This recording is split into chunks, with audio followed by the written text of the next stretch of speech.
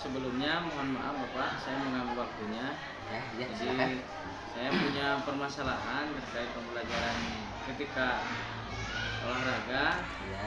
Yang pertama itu tentang masalahnya saya pembelajaran ketika teori dalam kelas. Anak-anak selalu antusias ketika di luar. Nah, kadang-kadang ketika di dalam kelas, ketika teori ada yang gimana ya? Jadi menurut Bapak itu apa sih penyebabnya? Oh, ya. Itu berarti mapal kerja ya. Ketika di kelas gitu Ya. Ya mungkin anak kan kalau identiknya PJOK itu praktek Pak. Jadi praktek itu semua di lapangan, gitu. Di lapangan atau di tempat terbuka. Nah, ketika masuk ke dalam, dia mungkin merasa enggan gitu ya, merasa enggan. Jadi inginnya itu bahwa olahraga itu selalu praktek, padahal ada teori. Nah, jadi tidak apa ya, tidak menyenangi, kurang menyenangi teori yang diberikan oleh guru PJOK, karena bahwa PJOK itu identiknya adalah praktek. Nah, itu. Yang kedua, ya mungkin di kita kan anaknya banyak Pak. Ya asisnya banyak. Jadi ketika masuk kelas, nah berarti kan beda lagi, di ruangan kan luas, gitu. Anak bebas bergerak sana kemari lah gitu. Nah ketika masuk ke ruangan gitu, nah dia mungkin kan kalau olahraga kan beda lagi ya, kesannya itu beda dengan pembelajaran mata pelajaran lain ya. Siap memberi pelajaran di bakat tidak kepada buku. Dia jadi kesannya itu bahwa olahraga itu identiknya dengan apa, gerakan gitu ya, dengan lari, dengan loncat dan sebagainya. Jadi kelas ini selalu bergerak gitu ya, selalu bergerak ya dia. Nah makanya di dalam kelas ya rata-rata memang kurang menyenangi, khusus untuk pelajaran biologis. Terima kasih Pak Ya. untuk. Kemudian yang masalah yang kedua nih Pak, ketika peserta didik kesulitan ketika mengerjakan soal teori itu soal ya, apa sih penyebabnya gitu? Menurut takutnya kan kita samakan persepsinya. Menurut Bapak anak ya mungkin ada ya, tidak semuanya ya, ada apa sih Mengerjakan soal teori ya, ketika mengerjakan soal itu suka kesulitan. Mungkin karena belum baca atau gimana, saya nggak tahu. Oh mungkin begini, kan biasanya olahraga itu rata-rata sih di sekolah ya, mungkin di sekolah kita juga. Pertama mungkin keterbatas sumber media pembelajaran, seperti contoh buku contohnya itu hampir rata-rata. Mungkin kita juga karena memang bukunya sudah rusak, hilang. Nah itu diantaranya bisa juga mempengaruhi untuk kesulitan menghafal. Kenapa? Tidak ada bahan untuk dihafal. Nah itu. Yang kedua terus ya. Yang kedua mungkin anak itu ketika belajar teori sama bapak tidak mencatat. Nah, tidak mencatat apa yang disampaikan oleh bapak atau guru PJOK. Otomatis ketika diberi tes atau evaluasi, ya anak tidak punya bahan untuk itu. Nah itu diantara seperti itu. Terima kasih Pak. Kemudian yang ketiga, peserta didik yang mengalami cacat lahir nih, kebetulan di kelas, kalau nggak salah di kelas 4 kalau nggak salah, saya punya satu anak yang cacat dari lahir. Nah, itu ketika melakukan apa ya, saya gimana, bingung untuk gimana ini caranya menanganinya gitu. Jadi penyebabnya tuh apa sih gitu, kadang-kadang si anak itu begini tuh Pak. Nah kalau cacat memang sih seharusnya mah ya, idealnya itu memang di sekolah khusus ya, seperti kan SLB itu sebetulnya gitu. Tapi memang orang tua di kita ya, rata-rata di kampung pedesaan itu kadang-kadang berkaitan dengan biaya, dengan apa, transport dan sebagainya lah gitu. Nah kadang juga dia merasa minder juga kalau di sekolah kan di SLB. Itu minder ya? Merasa minder. Siswa merasa minder.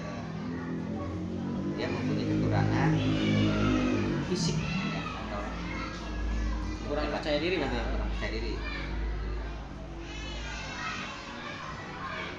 Kemudian nih yang ini Pak, satu lagi yang peserta didiknya ini bukan ABK, sama anak berkebutuhan khusus, cuma yang satu ini dia mengidap Down syndrome atau bisa disebut seribu wajah. Seribu wajah. Itu emang susah ketika kita menerangkan suruh mempraktekkan dia gitu. Menurut Bapak sih apa penyebabnya ya? Apa mungkin sama gitu seperti yang atas ini, kurang percaya diri atau gimana? Kan sepertinya yang sindrom itu ya seperti seribu wajah teh ya, banyak Ya, juga ya, hampir banyak. ya, banyak. Itu Mirip. memang identiknya seperti ya dikatakan kita kan Mental, memang iya. mental, ya boleh juga kan ada juga transgigiat lah gitu ya, Oh, iya. semacam seperti itu. Jadi anak itu sebenarnya dia juga ada sih keberanian, hanya mungkin karena mentalnya gitu, kemudian apa sindromnya ada kelainan sehingga dia mengalami juga sebetulnya. Nah, tapi identiknya memang anak yang seperti itu anak yang memang harus mulai kebutuhan khusus sih gitu. Disebut sama sih itu, jadi di sekolah harus Dispesialkan, ya. dispesialkan gitu. Nah itu salah satunya kesulitan kita yang kemudian mempunyai alat pembelajarannya. Soalnya kan kita tidak inklusif ya Pak. Iya Kalau gitu. maksudnya kan di sekolah ini Kita sebenarnya tidak ada alat pembelajaran Pak, seperti alat pembelajaran untuk yang kebutuhan khusus. Nah, kalau di SMP itu kan lengkap atau ada lah pendidikannya untuk cacat tubuh ini gitu. sama cara komunikasi gitu ya Pak. Ya betul. Cara Ya betul. berkomunikasi. Ya komunikasi itu harus bisa dan Harus bisa. Ya. Mungkin itu Pak, yang kemudian yang ini ketika anak belajar ke terutama kelas 1 ini yang baru, Ya. orang tuanya tuh suka menunggu sampai pelajaran selesai. Nah itu kan sangat mengganggu sekali. Kenapa mengganggunya itu? Ketika kalau si orang tuanya diam mah tidak apa-apa. Tapi ketika lagi praktek, saya lagi ngajar, tiba-tiba orang tuanya datang, masih minum. Ketika lagi praktek tuh Pak, tuh sering terjadi itu. Mungkin gimana itu Pak penyebabnya Pak? Apa mungkin orang tuanya khawatir apa gimana? Itu diantaranya itu memang Orang tua khawatir. khawatir sehingga anak itu jadi dimanjakan Pak, jadi takut kehausan, Oh, manja berarti ya, Pak? manja, takut kecapean, jadi anaknya dimanja Pak, anaknya dimanja. Ini sebetulnya bukan tidak percaya dengan guru pejokan sebetulnya, hanya ini terlalu memanjakan lah. Terlalu memanjakan. Memanjakan, Iya, terlalu iya. memanjakan ada anaknya. Sehingga terus didampingi, dikawal. Satu lagi nih Pak. Hmm. Nah ini sangat kebanyakan siswa laki-laki ketika materi senam irama Pak. Kalau anak perempuan kan suka antusias ketika Ya, ya. kadang-kadang dia yang meminta untuk senam. Nah untuk laki-lakinya kadang-kadang suka kemana, pura-pura kemana gitu, pura-pura kamar kecil lah kemana sering Iya. gitu ketika. Nah itu menurut Bapak apa sih penyebabnya? Nah itu benar-benar mungkin itu secara umum mayoritas Pak. Kalau memang gender laki-laki jelas.